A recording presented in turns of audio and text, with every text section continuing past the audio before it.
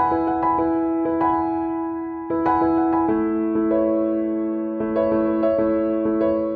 વિદ્યાર્થીઓ, નમસ્કાર। આજે આપણે ઘણા દિવસે મળ્યા। આજે શરૂઆત કરીએ આજે ધોરણ 12 કોમર્સ અર્થશાસ્ત્ર પ્રકરણ 10 ઉદ્યોગ ક્ષેત્ર, જેને ઇંગ્લિશમાં કહેવામાં આવે છે ઇન્ડસ્ટ્રીયલ સેક્ટર, જેની શરૂઆત કરીએ તો આજે લેક્ચર નંબર 1 જોઈએ। તો લેક્ચર નંબર 1ની અંદર આજે મુખ્ય આપણે 2 પોઈન્ટ જોવાના છે, જેમાંનું પ્રસ્તાવના અને બીજો પોઈન્ટ જોઈશું ઉદ્યોગ ક્ષેત્રનું મહત્વ।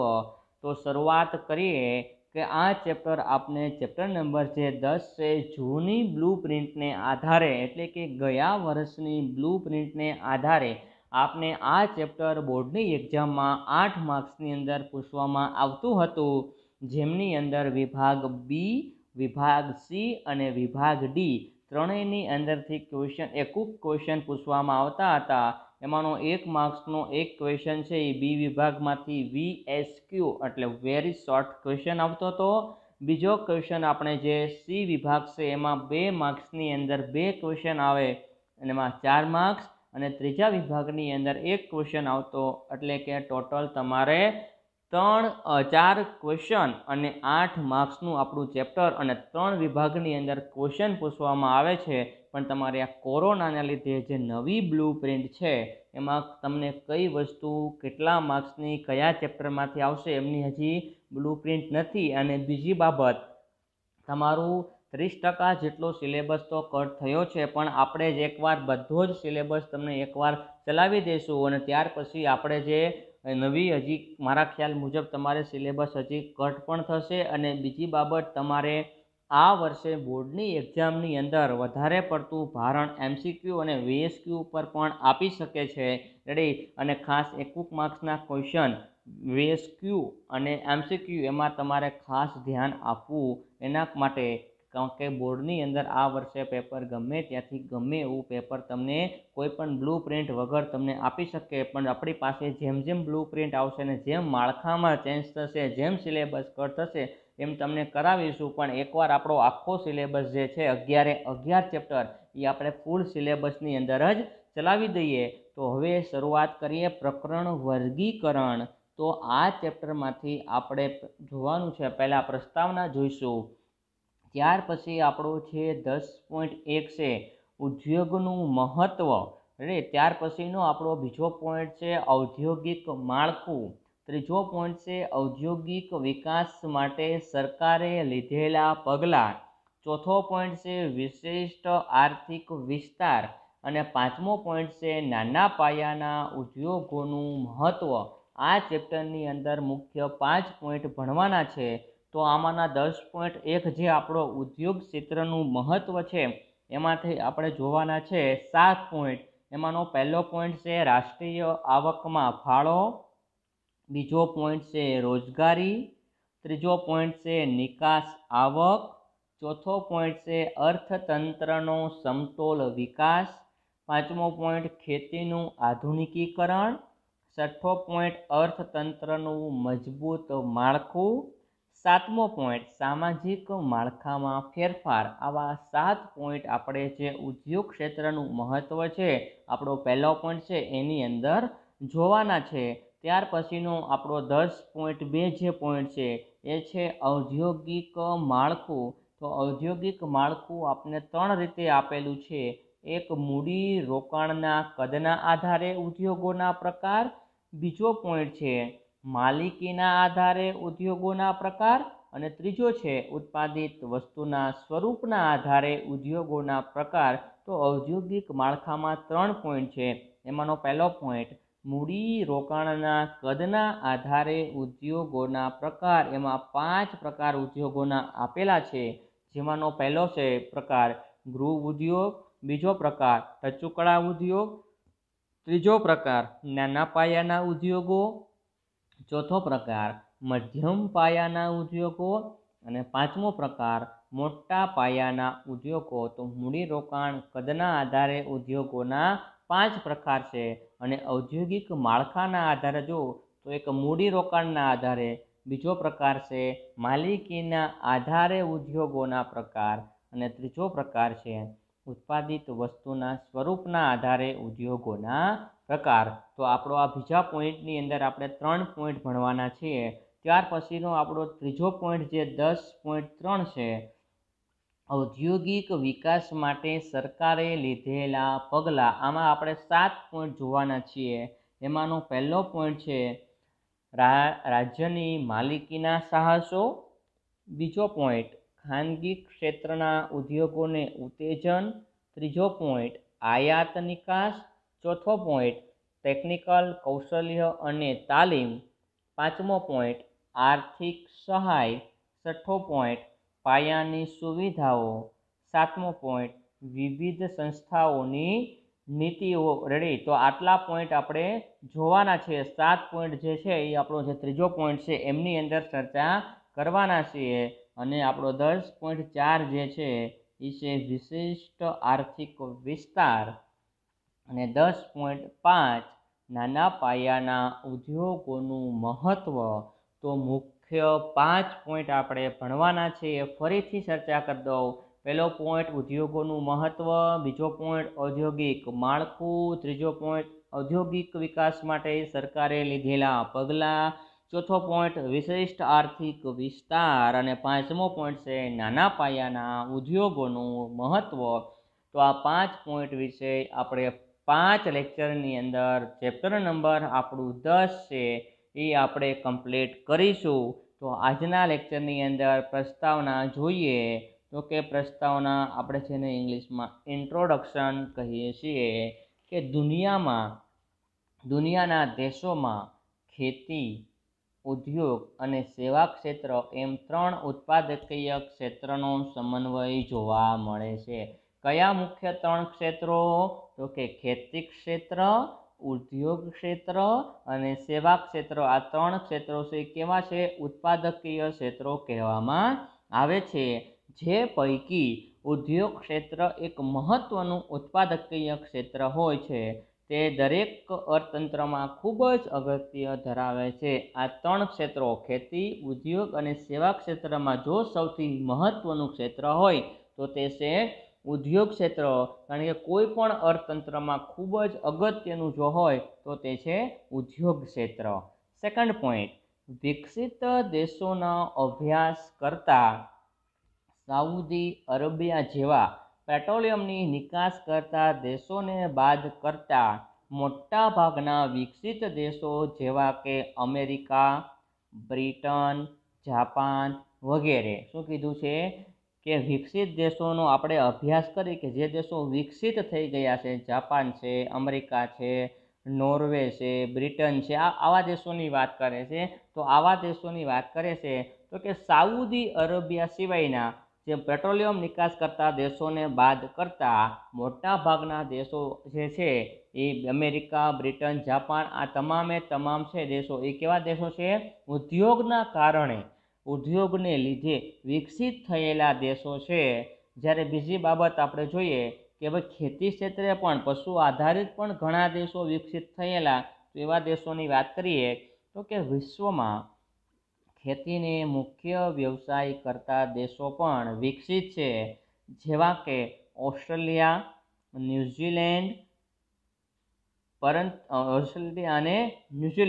પરંતુ ખેતી ક્ષેત્રે આધારિત વિકસિત દેશો ખૂબ ઓછા જોવા મળે છે. આપણે પાછો એવો ક્વેશ્ચન આવે કે ભાઈ ખેતી ક્ષેત્ર આધારિત મુખ્ય વ્યવસાય ગણતા, ખેતીને મુખ્ય વ્યવસાય ગણતા એવા કયા દેશો વિકસિત દેશો છે? તો આપણે કયા દેશો છે?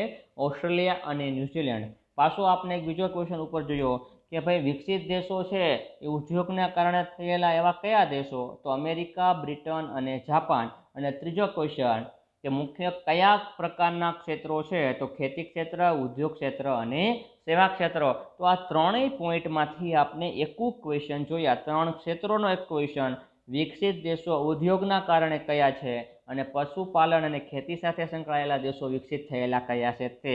આ ત્રણેય ક્વેશ્ચન આપણે જોયા. હવે જોઈએ આપણે 10.1 10.1 ઉદ્યોગ ક્ષેત્રનું મહત્વ. આપણે આખો ક્વેશ્ચન 5 માર્ક્સની અંદર ન આવે કારણ કે આપણી બ્લુ પ્રિન્ટની અંદર 5 માર્ક્સનો ક્વેશ્ચન નથી. પણ 3 માર્ક્સની અંદર આપણે એવો પોઈન્ટ આવે કે કે ઉદ્યોગનું મહત્ત્વ સ્પષ્ટ કરતા મુદ્દા જણાવો, કોઈ પણ 3. તો આપણે પહેલાં એની થોડી પ્રસ્તાવનાની ચર્ચા કરવાની અને પછી દરેક જે 7 પોઈન્ટ છે એનું લિસ્ટ દર્શાવવાનું અને એમાંથી કોઈ પણ 3 અથવા 4 પોઈન્ટ તમારે ડિટેલમાં સમજાવી દેવાના. જો 3 માર્ક્સની અંદર આવો ક્વેશ્ચન પૂછવામાં આવે તો એમાં તો જોઈએ આપણે ઉદ્યોગ ક્ષેત્રનું મહત્ત્વની અંદર ફર્સ્ટ પોઈન્ટ, દેશના ઝડપી આર્થિક વિકાસ માટે ઔદ્યોગિક ક્ષેત્રનો વિકાસ ખૂબ જ મહત્ત્વનો છે. શું કીધું કે કોઈ પણ દેશે પોતાના દેશનો જો વિકાસ ઝડપથી કરવો હોય, વિકાસમાં વધારો કરવો હોય તો જે મહત્ત્વનું ક્ષેત્ર છે તે છે ઉદ્યોગ ક્ષેત્ર. દેશમાં સામાજિક અને રાષ્ટ્રીય સ્થિરતા માટે ઉદ્યોગ ક્ષેત્ર મહત્ત્વનો ભાગ દર્શાવે છે અથવા મહત્ત્વનો ભાગ ભજવે છે. કે ભાઈ સામાજિક અને રાષ્ટ્રીય જો સ્થિરતા કોઈ પણ દેશે લાવવી હોય તેમાં મહત્ત્વનું જે ક્ષેત્ર છે તે ઉદ્યોગ ક્ષેત્ર છે, એ દરેક ક્ષેત્રની કરતાં એક મહત્ત્વનો ભાગ ભજવે છે. ત્યાર પછી ઉદ્યોગ ક્ષેત્રનું મહત્ત્વ નીચેની બાબતો પરથી સ્પષ્ટ થાય છે. કેટલી બાબતો છે? 7 બાબતો. 1. રાષ્ટ્રીય આવકમાં ફાળો 10.1.2, રોજગારી 10.1.3, નિકાસ આવક 10.1.4, અર્થતંત્રનો સમતોલ વિકાસ 10.1.5, ખેતીનું આધુનિકીકરણ 10.1.6, અર્થતંત્રનું મજબૂત માળખું અને 10.1.7, સામાજિક માળખામાં ફેરફાર. તો આવા 7 પોઈન્ટ છે એમની આપણે ચર્ચા કરવાના છીએ ઉદ્યોગ ક્ષેત્રના મહત્ત્વની અંદર. તો જોઈએ 10.1.1 કે ભાઈ રાષ્ટ્રીય આવકમાં ફાળો, ઉદ્યોગ ક્ષેત્રનો રાષ્ટ્રીય આવકમાં કેટલો ફાળો છે? તો જોઈએ કે ઉદ્યોગોના વિકાસને કારણે દેશના અર્થતંત્રમાં ખેતી ક્ષેત્રનું મહત્ત્વ ઘટ્યું છે અને ઉદ્યોગના રાષ્ટ્રીય આવકમાં ફાળો વધવા પામ્યો છે. આમ છતાં તે પૂરતો છે તેમ કહી શકાય નહીં. આપણે જોઈએ કે 1951માં ભારતમાં 72% જેટલી વસ્તી છે એ ખેતી ઉપર આધારિત હતી અને લગભગ 49% જેટલો હિસ્સો છે એ ખેતી ક્ષેત્રનો રાષ્ટ્રીય આવકમાં હતો. જે આજે ખેતી ક્ષેત્રના હિસ્સાની તમને હું વાત કરું તો આજે ખેતી ક્ષેત્રનો હિસ્સો માત્ર ખાલી 26% જેટલો અને 22.4% જેટલો હિસ્સો છે એ રાષ્ટ્રીય આવકમાં છે. એના કરતાં વધારે આજે 27.2% જેટલો હિસ્સો છે એ ખેતી ક્ષેત્રનો રાષ્ટ્રીય આવકની અંદર છે. તો તમે જોઈએ તો કે ભાઈ ખેતી ક્ષેત્રમાં જે લોકોને રોજગારી મળતી હતી એની સામે લોકોની એટલી બધી આવકમાં વધારો થતો ન હતો. એટલે જે ખેતી ક્ષેત્ર ઉપરથી લોકો મુખ્ય 2 ક્ષેત્રો બીજા, એક ઉદ્યોગ ક્ષેત્ર અને બીજું સેવા ક્ષેત્ર, આની ઉપર ધીમે ધીમે રોજગારીનો ભારણમાં વધારો થયો અને એની આવકમાં પણ વૃદ્ધિ થઈ. આવકમાં વૃદ્ધિ થઈ એટલે જેના કારણે દેશની રાષ્ટ્રીય આવકમાં પણ વધારો થયેલો જોવા મળે છે. પણ જેટલો હજુ ભારત દેશની વસ્તીને આધીન જેટલો રાષ્ટ્ર ઉદ્યોગમાં વધારો થવો જોઈએ એટલો હજી વધારો થયો નથી. એટલે એ પૂરતું કહી શકાય નહીં. 1951માં રાષ્ટ્રીય આવકનો 16.6% હિસ્સો ઉદ્યોગોનો હતો, જે 2013-14માં કેટલા ટકા થયો? 27% જેટલો થયો. રાષ્ટ્રીય આવકમાં ઔદ્યોગિક ક્ષેત્રનો ફાળો વધતા સેવા ક્ષેત્રનો પણ વિકાસ થયો છે.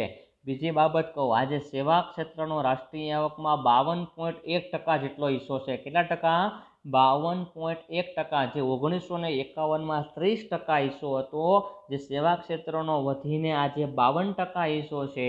જે 1951માં ઉદ્યોગ ક્ષેત્રનો રાષ્ટ્રીય આવકમાં હિસ્સો 16.6% હતો, જે આજે કેટલો છે? 27% જેટલો હિસ્સો છે. તો આમાંથી આપણે 2 ક્વેશ્ચન આવી શકે કે 1951માં રાષ્ટ્રીય આવકનો હિસ્સો ઉદ્યોગનો કેટલો? તો કે 16.6%. 2013-14માં ઉદ્યોગ ક્ષેત્રનો રાષ્ટ્રીય આવકમાં હિસ્સો તો કે 27%. તો આ આપણે જે 2 ક્વેશ્ચન એક માર્ક્સના આવી શકે તે અને આપણો આખો પોઈન્ટ જોયો રાષ્ટ્રીય આવકમાં ફાળો કોનો? ઉદ્યોગ ક્ષેત્રનો. હવે રોજગારીની વાત કરીએ કે રોજગારીમાં ઉદ્યોગ ક્ષેત્રનો કેટલો ફાળો છે? તો જોઈએ કે ભારત અતિ વસ્તી ધરાવતો દેશ છે. તમે ને હું જાણીએ છીએ કે ભારત છે એ વિશ્વમાં સૌથી વધારે બીજા નંબરે વસ્તી ધરાવતો દેશ છે અને આજે લગભગ ચાલુ વર્ષ 2020ની વાત કરીએ તો ભારતની વસ્તી લગભગ 140 કરોડની આસપાસ પહોંચી ગઈ છે। તો ભારતની અંદર આટલી બધી વસ્તી છે તો શું આ વસ્તી જેટલી વધે છે એટલી સામે રોજગારીનું પ્રમાણમાં વધારો થતો હશે? થતો હોય તો કયા ક્ષેત્રમાં કેટલા ટકા લોકોનો રોજગારીમાં વધારો થાય છે? ખેતી ક્ષેત્રમાં કેટલા ટકા લોકોનો, ઉદ્યોગ ક્ષેત્રમાં અને સેવા ક્ષેત્રમાં કયા ક્ષેત્રમાં કેટલા ટકા લોકોને રોજગારી મળે છે તે આપણે ખાસ જોવાનું હોય છે। તો ભારત એ કેવો દેશ છે? અતિ વસ્તી ધરાવતો દેશ છે, જેમાં શ્રમનો પુરવઠો પૂર્ણ સ્વરૂપે રોજગાર અર્થે ઉત્પાદકીય કાર્યમાં ઉપયોગમાં લેવામાં આવતો નથી। કે ભારતની અંદર સૌથી જો વધારે હોય ને તો શ્રમનો પુરવઠો છે, એટલે કામ કરી શકે તેવા લોકો છે। લગભગ આજે ભારતની અંદર 40 કરોડ જેટલા લોકો છે કામ કરી શકે એવા છે, પણ તમામે તમામ લોકોને રોજગારી મળતી નથી। તમામે તમામ લોકોને ઉત્પાદકીય કાર્યમાં ભાગ લઈ શકાતા નથી। એટલે કે અર્થતંત્રમાં રોજગારીની તકોના અભાવને કારણે બેરોજગારીનો પ્રશ્ન આજે વિકટ સ્વરૂપનો જોવા મળે છે। શું કીધું? કે જે અર્થતંત્રમાં એટલી બધી મંદી આવે છે, મંદી ચાલી રહી છે કે જેટલા ટકા લોકો રોજગારી મેળવવા માટે ઈચ્છે છે એટલા તમામને રોજગારી પ્રાપ્ત થતી નથી। કારણ કે શું કારણ છે? કે રોજગારીનો અભાવ છે, એટલા પ્રમાણમાં રોજગારી લોકોને મળતી નથી, એટલે લોકોને બેરોજગારીનો સામનો કરવો પડે છે। અને આવી વિકટ પ્રકારની જે સ્વરૂપ છે એ ભારતની અંદર આવી પરિસ્થિતિ અત્યારે ખાસ આ કોરોનાની મહામારીમાં તો વધારે પડતી વસ્તુ છે બેરોજગારી, અને બીજી વાત કરીએ ગરીબી, એમાં સતત વધારો થયેલો જોવા મળે છે। ત્યાર પછી ઉદ્યોગ દ્વારા આયોજન પ્રયાસોના ભાગરૂપે વિકાસ હાંસલ કરવા તેની રોજગારી ક્ષમતામાં વૃદ્ધિ થયેલ જોવા મળે છે। કે ભાઈ આયોજનના પ્રયાસોમાં કે ભારતની અંદર મેં તમને વાત કરી હતી કે આયોજન પંચ છે 1951થી શરૂ થયું, અને આજે રનિંગ જે વાત કરીએ તો આયોજન પંચ છે એનું દર 5 વર્ષની આયોજનની આખી નીતિ હોય છે કે ઉદ્યોગ ક્ષેત્ર છે, સેવા ક્ષેત્ર છે, ખેતી ક્ષેત્ર છે, કયા ક્ષેત્રમાં કેટલું રોકાણ કરવું, કયા ક્ષેત્રમાંથી રાષ્ટ્રીય આવકમાં વધારો કરવો, કયા ક્ષેત્રમાંથી લોકોની પ્રાથમિક જરૂરિયાતોની પૂર્તિ કરવી, કયા ક્ષેત્રોમાં રોજગારીની તકો વધારવી, આવા જે અલગ અલગ 5 વર્ષની યોજના હોય, પંચવર્ષીય યોજના, તો આયોજન પંચ આખી યોજનાઓની નીતિ નક્કી કરતા હોય છે, અને આ નીતિની અંદર દર્શાવેલું હોય છે કે કયા ક્ષેત્રનો કેટલો વિકાસ કરવો। તો આજે તમે જુઓ તો આ યોજના ભારતની અંદર 13મી થી 14મી પંચવર્ષીય યોજના ચાલી રહી છે। તો દરેક પંચવર્ષની યોજનામાં નક્કી કર્યું હોય કે કેટલો વિકાસ કરવો, 2% કરવો, 5% કરવો, કયા ક્ષેત્રમાંથી કેટલો વિકાસ કરવો, આ તમામ બાબતો છે એની અંદર નક્કી થયેલી હોય છે। તો આપણો આ જે બીજો પોઈન્ટ છે તે રોજગારીનો જોયો। આમની અંદર પણ ત્યાર પછી જોઈએ તો કે વર્ષ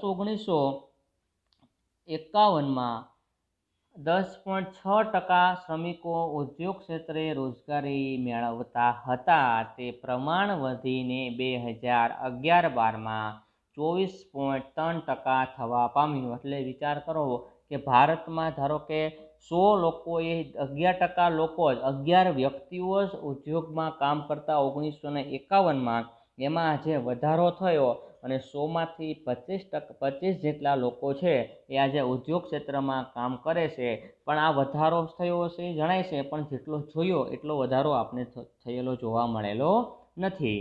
ત્યાર પછી ઔદ્યોગિક ક્ષેત્રે નાના પાયાના ઉદ્યોગો કે જે શ્રમ પ્રધાન પદ્ધતિનો ઉપયોગ કરતા હોય છે તેમનો વ્યાપ વધારવાથી રોજગારીના પ્રમાણમાં નોંધપાત્ર ફેરફાર પામી શકાય છે। શું કીધું? કે ભાઈ ઉદ્યોગ ક્ષેત્રે જે વિકાસ થયો છે એમાં તો ખાસ કરીને નાના પાયાના ઉદ્યોગોનો વિકાસ થવો જોઈએ, એટલા માટે કે નાના પાયાના ઉદ્યોગોનો જે વિકાસ થશે ને તો એ નાનું મૂડીરોકાણ હશે, એટલે એ મૂડી પ્રધાન ઉદ્યોગો નહીં હોય, અને આવા ક્ષેત્રોમાં શું થશે કે વધારેમાં વધારે લોકોની જરૂર પડશે, વધારેમાં વધારે લોકોની જરૂર પડશે એટલે વધારેમાં વધારે રોજગારીની તકો પ્રાપ્ત થશે। તો આટલા માટે સરકારે ખાસ નાના પાયાના ઉદ્યોગો ઉપર ભારણ મૂકવું જોઈએ, જેથી મૂડી પ્રધાન ઉદ્યોગો છે એ આજે ખાસ કરીને તમે જુઓ તો રોજગારીનો મુખ્ય બીજો ભાગ પડવતો હોય તો મૂડી પ્રધાન ઉદ્યોગો, કારણ કે જેટલું મોટું રોકાણ એટલા ઉદ્યોગો છે ઓટોમેટિક રેડી ઓટોમેટિક ટેકનોલોજીની મદદથી ચાલતા હોય છે, તો અહીંયા મોટાભાગે જે મજૂર વર્ગની જરૂર પડતી નથી, પણ નાના પાયાના ઉદ્યોગો હોય તો ત્યાં મજૂર વર્ગની જરૂર પડે, તો એના માટે નાના પાયાના ઉદ્યોગો ખાસ સ્થાપવા જોઈએ. તો આ આપણો જે બીજો પોઈન્ટ જોયો, રાષ્ટ્રીય આવકમાં ઉદ્યોગ ક્ષેત્રના મહત્વમાં રોજગારી. ત્યાર પછી આપણો ત્રીજો પોઈન્ટ જોઈએ, નિકાસ આવક. ખેતી ક્ષેત્રની જેમ ઉદ્યોગ ક્ષેત્રમાં પણ પોતાનું ઉત્પાદનનું પ્રમાણ વધારીને અર્થતંત્રમાં બચતપાત્ર અધિશેષની નિકાસ કરીને વિદેશી હુંડિયામણની કમાણી સર્જે છે. શું કીધું? ખેતી ક્ષેત્રની જેમ ઉદ્યોગ ક્ષેત્ર પણ પોતાનું ઉત્પાદન વધારીને અર્થતંત્રમાં બચતપાત્ર અધિશેષની નિકાસ કરી અને વિદેશી હુંડિયામણ મેળવે છે. એટલે કે જે ઉદ્યોગ ક્ષેત્ર છે એ દિવસે ને દિવસે ઉદ્યોગોનું પ્રમાણ વધારતા જાય છે, અને એમાંથી થોડા ઘણી જે વસ્તુઓ વધતી જાય છે એ વસ્તુઓનું તે એક્સપોર્ટ એટલે કે નિકાસ કરે છે, અને ભારતની અંદર વિદેશી હુંડિયામણની કમાણી કરે છે. આપણે કોઈ વસ્તુની નિકાસ કરીએ એટલે વિદેશી હુંડિયામણ આપણા દેશમાં આવે, અને કોઈ વસ્તુની આપણે આયાત કરીએ એટલે આપણું જે હુંડિયામણ હોય એ બીજા દેશમાં જતું હોય છે. એટલે ઉદ્યોગ ક્ષેત્ર છે એ નિકાસ આવક પણ ધીમે ધીમે એની વધી રહી છે. બીજો પોઈન્ટ, જે હુંડિયામણ અર્થતંત્રની અન્ય અછત ધરાવતી વસ્તુઓની આયાત કરવામાં ખૂબ જ ઉપયોગી સાબિત થાય છે. કારણ કે જે વિદેશી હુંડિયામણ ઉદ્યોગ ક્ષેત્ર દ્વારા ભારતની અંદર આવી રહ્યું છે, એની બીજી બાબત કે જે આપણા દેશમાં જે વસ્તુ નથી, અછત છે, એ વસ્તુ આપણે એ હુંડિયામણની મદદથી આપણે ખરીદી પણ શકીએ છીએ. એટલે શું થાય કે આપણે બીજા નવા નાના પાયાના ઉદ્યોગથી માંડી મોટા પાયાના ઉદ્યોગો પણ સ્થાપી શકીએ, કે જે વસ્તુ આપણી પાસે પ્રાપ્ત નથી એ વસ્તુ આપણે વિદેશી હુંડિયામણની આવક પ્રાપ્ત કરી અને આપણે મેળવી પણ શકીએ છીએ. ત્યાર પછી ત્રીજો પોઈન્ટ, વર્ષ 2013-14માં દેશની કુલ નિકાસ આવકમાં 2/3 ભાગ ઉદ્યોગ ક્ષેત્રના પ્રયત્ન દ્વારા પ્રાપ્ત થયો છે. શું કીધું? કે ભારત દેશની જે 2013-14ની જે કુલ નિકાસ આવક હતી એમાં 2/3 એટલે કે 66% જેટલી ખાલી ઉદ્યોગ ક્ષેત્રની આવક હતી. વિદેશી હુંડિયામણ ભારતમાં લાવવા માટે નિકાસ કરીને ભારતની અંદર આવક કરવામાં 100 રૂપિયા 66 રૂપિયા હતા, એ કેના હતા? ઉદ્યોગ ક્ષેત્રના હતા. ત્યાર પછી આમ દેશનું ઉદ્યોગ ક્ષેત્ર અર્થતંત્રમાં પોતાના ઉત્પાદન કાર્ય દ્વારા પ્રજાની જરૂરિયાતો સંતોષે, તદ ઉપરાંત વધારાના ઉત્પાદન પ્રમાણની નિકાસ દ્વારા વિદેશી હુંડિયામણ પ્રાપ્ત કરી પરોક્ષ રૂપે અર્થતંત્રની અન્ય વસ્તુઓની જરૂરિયાત પણ સંતોષી શકે છે. શું કીધું? કે આજે અર્થતંત્રમાં જે ઉત્પાદનનું કાર્ય છે અને પ્રજાની જે જરૂરિયાત સંતોષાય એના માટે ઉદ્યોગ ક્ષેત્ર છે પોતાની વસ્તુની નિકાસ કરી અને જે અછતની વસ્તુઓ છે એ ખરીદી અને પ્રજાની જરૂરિયાતો પણ સંતોષી શકાય છે. તો આ ત્રીજો પોઈન્ટ આપણો જોયો, નિકાસ આવક. ચોથો પોઈન્ટ જોઈએ, અર્થતંત્રનો સમતોલ વિકાસ. કેટલામો પોઈન્ટ? ચોથો પોઈન્ટ આપણે ઉદ્યોગ ક્ષેત્રના મહત્વની અંદર જોઈએ છીએ. એમાં જોઈએ તો અર્થતંત્રનો સમતોલ વિકાસ, કે ઔદ્યોગિક ક્ષેત્ર એ સમતોલ આર્થિક વિકાસ માટે તેમજ ઝડપી આર્થિક વિકાસ માટે ઉપયોગી છે. શું કીધું? કે ઉદ્યોગ ક્ષેત્ર છે એ સમતોલ આર્થિક વિકાસ માટે તેમજ ઝડપી આર્થિક વિકાસ માટે ઉપયોગી છે. કોઈ પણ દેશનો જો વિકાસ કરવો હોય ઝડપથી, તો મુખ્ય જે ક્ષેત્ર છે તે છે ઉદ્યોગ ક્ષેત્ર. કોઈ પણ દેશનું ઉદ્યોગ ક્ષેત્ર ઝડપી ચાલતું હોય એ દેશ સતત ને સતત વિકાસ કરવા પામે છે. દેશના વિકાસ થવા સાથે લોકોની ખેતીજન્ય જરૂરિયાતો માટેની માંગ સર્જવા માટેની આવક ઉપરાંત આવકનો એક ભાગ બચત સ્વરૂપે રહેતો હોવાથી લોકોની મોજશોખ અને આનંદ પ્રમોદની જરૂરિયાતની માંગ વધે છે, જે મુખ્યત્વે ઉદ્યોગ દ્વારા પૂરી પાડી શકાય છે. શું કીધું? કે દેશના વિકાસ થવા સાથે લોકોની ખેતીજન્ય જરૂરિયાત માટેની માંગ સર્જવા લાગે, કારણ કે ઉદ્યોગોની અંદર જે વસ્તુનું ઉત્પાદન થાય છે, જે વસ્તુની જરૂરિયાત છે ઉત્પાદન કરવા માટે, એમાંથી પણ મોટા ભાગની વસ્તુ છે એ ખેતી ક્ષેત્રમાંથી મળતી હોય છે. તો ઉદ્યોગોનો વિકાસ થશે તો સાથે સાથે ખેતી ક્ષેત્રનો પણ વિકાસ થશે, અને જેના કારણે લોકોની આવક વધશે, લોકોની આવક વધશે એટલે પોતાની મોજ શોખની અને જરૂરિયાતની વસ્તુઓ લોકોને ઇઝી મળી રહેશે. કારણ કે મુખ્ય વસ્તુ શું કે આવક વધવી જોઈએ. જો આવક વધે એટલે તો પાછો ઝડપી હજી વિકાસ થાય. કેમ કે લોકોની આવક વધશે એટલે મોજ શોખની વસ્તુઓની માંગ વધશે, એટલે મોજ શોખની વસ્તુઓની માંગ વધે એટલે શું થયું, લોકોની પાસે જે વસ્તુ છે એનું ઉત્પાદન કરવા લાગશે મોજ શોખની વસ્તુઓને, એટલે એની માંગ વધશે, એટલે એની માંગ વધે એટલે લોકોની માંગ આવક વધી, લોકોની આવક વધી એટલે માથાદીઠ આવક વધે, અને માથાદીઠ આવક વધે એટલે દેશની રાષ્ટ્રીય આવક વધે, અને રાષ્ટ્રીય આવક વધે એટલે એમ થવા લાગે કે હવે દેશનો વિકાસ પાછો ઝડપી વધી રહ્યો છે. તદ ઉપરાંત ઉત્પાદન ક્ષેત્રે સરકાર જાહેર સાહસો સ્થાપી અલ્પ વિકસિત અથવા પછાત વિસ્તારોમાં પણ રોજગારી અને આવક સર્જી શકતી હોવાથી અર્થતંત્રનો ઝડપી અને સમતોલ વિકાસ થાય છે. શું કીધું? સરકાર જાહેર સાહસો સ્થાપી અલ્પ વિકસિત અથવા પછાત વિસ્તારોમાં પણ રોજગારી અને આવક સર્જી શકતી હોવાથી અર્થતંત્રનો ઝડપી અને સમતોલ વિકાસ થાય છે. કે જે પછાત એરિયો છે, જે પછાત લોકો છે, જે પછાત વિસ્તાર છે, આવા ક્ષેત્રની અંદર સરકાર છે એ જાહેર સાહસ સ્થાપે છે. એટલા માટે કે એ વિસ્તારની અંદર નવા નવા ઉદ્યોગની શરૂઆત કરે, નવા ઉદ્યોગની શરૂઆત કરે ત્યાંના લોકો, જે નવરા લોકો છે, જેને કામકાજ નથી મળતું, એવા લોકોને ત્યાં નજીકના એરિયામાં, નજીકના વિસ્તારમાં રોજગારીની તકો પ્રાપ્ત થાય. ને રોજગારીની તકો પ્રાપ્ત થાય એટલે એની કોઈને કોઈ એક આવકનો સ્ત્રોત છે તે ઊભો થાય, એટલે એ લોકોને આવક પ્રાપ્ત થાય છે.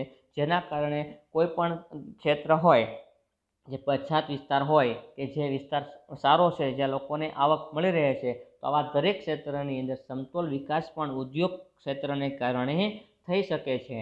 પાંચમો પોઈન્ટ છે ખેતીનું આધુનિકીકરણ.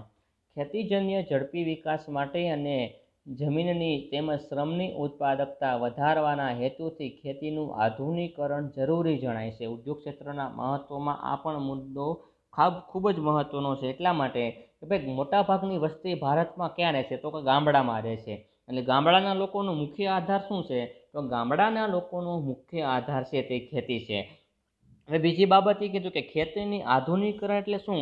તો કે ખેતીમાં નવી નવી ટેકનોલોજી લાવી, રાસાયણિક ખાતરો, જંતુનાશક દવાઓ, અદ્યતન કોઈ ઓજારો, આવું બધું ખેતીને જો લાવવું હોય તો શું કરવું પડે?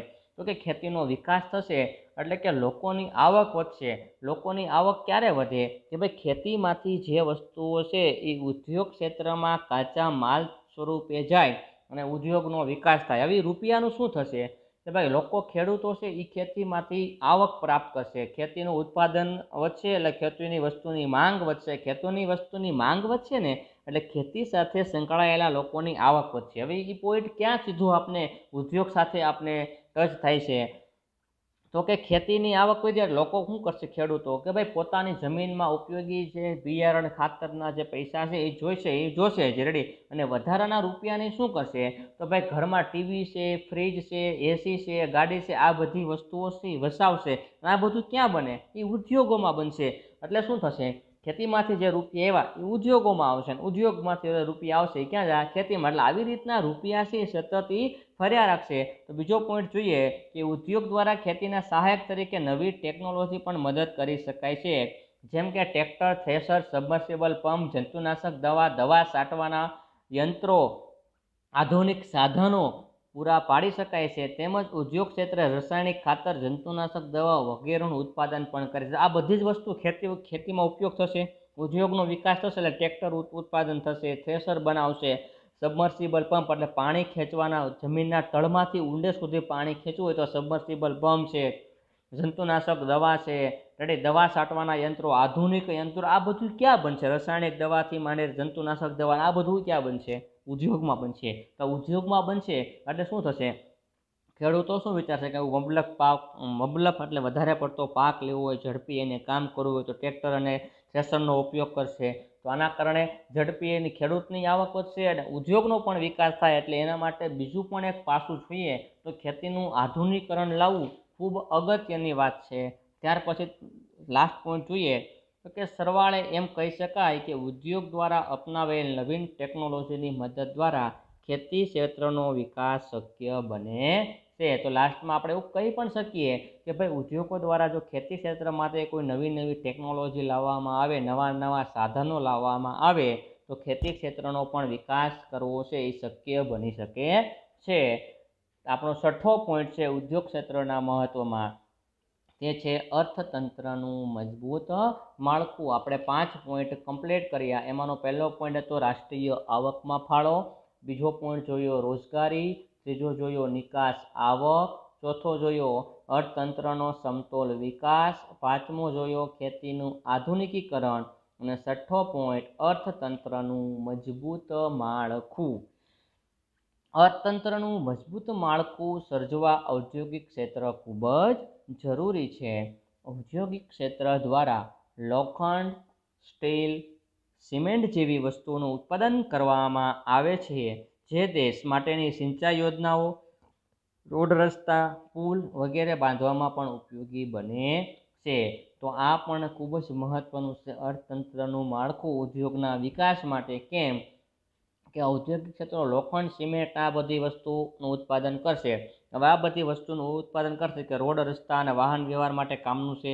હા, રોડ, રસ્તા અને વાહન વ્યવહાર જ્યાં ડેવલપ થશે ત્યાં પાછા ઉદ્યોગો ડેવલપ થાય કે ન થાય, કે ભાઈ દૂરના છેવાડાના વિસ્તાર છે ત્યાં રોડ, રસ્તા અને વાહનની સુવિધા હોય તો એવા એરિયાની અંદર ઇન્ડસ્ટ્રી પણ બની શકે અને ઉદ્યોગ ક્ષેત્ર પણ ત્યાં વિકસી શકે। તો આ અર્થતંત્રનું મજબૂત માળખું પણ ખૂબ જ જરૂરી છે, કારણ કે એકને સહાયક બીજી વસ્તુ આની અંદર હોઈ શકે છે। ત્યાર પછી આ ઉપરાંત ઉદ્યોગ દ્વારા વાહન વ્યવહારના સાધનો જેવા કે બસ, ટ્રક, રેલવે, વિમાન, કાર, દ્વિચક્રીય વાહન એટલે આપણે ટુ વ્હીલ કહીએ તે વગેરે પૂરા પાડવામાં આવે છે, જે અર્થતંત્રનું પાયાનું માળખું સબળ બનાવે છે। આપણે બીજી વાત કરીએ કે પાયાની સુવિધાઓમાં કેવો કે વાહન વ્યવહાર છે, રેલવે છે, સંદેશા વ્યવહાર છે, રોડ, રસ્તા છે, પાણી છે, વીજળી છે, આ બધી છે માળખાની સુવિધા છે। અને જો આ બધી માળખાની સુવિધા નહીં હોય તો ઉદ્યોગનો વિકાસ કરવો શક્ય બનશે નહીં। તો આ બધી માળખાની સુવિધા થશે તો ઉદ્યોગનો વિકાસ તો થશે, સાથે સાથે શું થયું કે જે ઔદ્યોગિક માળખું છે એ પણ મજબૂત બનશે, દેશનું અર્થતંત્ર છે તે પણ મજબૂત બનશે, લોકોની આવક છે તે પણ વધશે અને સાથે સાથે ખેતી ક્ષેત્રનો અને સેવા ક્ષેત્રનો પણ વધારે પડતો વિકાસ થશે। તો આ પણ ઔદ્યોગિક જે માળખું છે અર્થતંત્રનું એ ખૂબ જ મહત્વનું છે। આ ઉપરાંત સંરક્ષણના સાધનો જેવા કે બંદૂક છે, એમાં વપરાતી એની ગોળી છે, ટેન્ક વગેરેનું ઉત્પાદન પણ ઔદ્યોગિક ક્ષેત્ર દ્વારા કરવામાં આવતા વિદેશો પરનું અવલંબન ઘટે છે અને અર્થતંત્રનું મજબૂત માળખું બને છે। શું કીધું કે આપણે અહીં ઘણી વસ્તુ તમે જુઓ, ખાસ તો લશ્કર માટે શસ્ત્ર સરંજામ છે આપણે બહારથી કરોડો રૂપિયાનું લાવવા પડે છે, 50,000 કરોડ, લાખ રૂપિયા કરોડ, લાખ કરોડ રેડી। તો આવી વસ્તુ જો બહારથી ન લાવવી પડે અને જો ભારતમાં આ વસ્તુનું ઉદ્યોગો દ્વારા જો ઉત્પાદન કરવામાં આવે તો આપણી જે વધારાની જે ભારત દેશની આવક છે, આપણું જે ઊંડિયામણ છે એ ના છૂટકે ફરજિયાત વિદેશમાં જાય છે, એ વિદેશમાં જતું ઊંડિયામણ અટકે અને જે ઊંડિયામણ આપણી પાસે બચશે એના કારણે આપણે શું કરી શકીએ કે જે રૂપિયા બેચ્યા ભારતની અંદર એના માટે નવા નવા ઉદ્યોગ ક્ષેત્ર છે કે સેવા ક્ષેત્ર છે કે ખેતી ક્ષેત્ર એનો વિકાસ પણ કરી શકાય। અને આનો વિકાસ જેમ બને વધારેમાં વધારે વધે તો વધારેમાં વધારે છે એ આપણે લોકોને દેશની અંદર રોજગારી છે આપી શકીએ અને દેશનો વધારેમાં વધારે વિકાસ પણ કરી શકીએ છીએ। અને લાસ્ટ પોઈન્ટ આપણો ઉદ્યોગ ક્ષેત્રના મહત્વની અંદર છે સામાજિક માળખામાં ફેરફારો। ઔદ્યોગિકરણના ઉપયોગથી નવી ઔદ્યોગિક સંસ્કૃતિનું સર્જન થાય છે, જેમાં શિસ્ત, કઠોળ પરિશ્રમ, હરીફાઈ, ટીમવર્ક, સ્વનિર્ભરતા, સાથ સહકાર, સમજૂતી, નવા સંશોધન વૃત્તિ, સંસ્થાકીય ક્ષમતા જેવા ગુણો ખીલે છે। સામાજિક માળખામાં કેવા કેવા ફેરફાર આવી શકે, આપણે આવો ક્વેશ્ચન પૂછાય 1 માર્ક્સમાં કે 2 માર્ક્સની અંદર કે ભાઈ ઉદ્યોગોના મહત્વની બાબતની અંદર જોઈએ તો કે સામાજિક માળખામાં કેવા કેવા ફેરફાર લાવી શકાય છે, તો કે શિસ્ત, કઠોળ પરિશ્રમ, હરીફાઈ, ટીમવર્ક, સ્વનિર્ભરતા, સાથ સહકાર, સમજૂતી, નવી સંશોધન વૃત્તિ, સંસ્થાકીય પ્રક્રિયાની ક્ષમતા, આ બધા ગુણો ખીલે છે। એનો મુખ્ય આધાર શું હોય? ઉદ્યોગનો વિકાસ થાય તો જ આ બધું ટીમવર્ક છે, લોકો જાતે કામ કરવા માટે કેપેબલ બને, એકાબીજાનો સહકાર મળી રહે.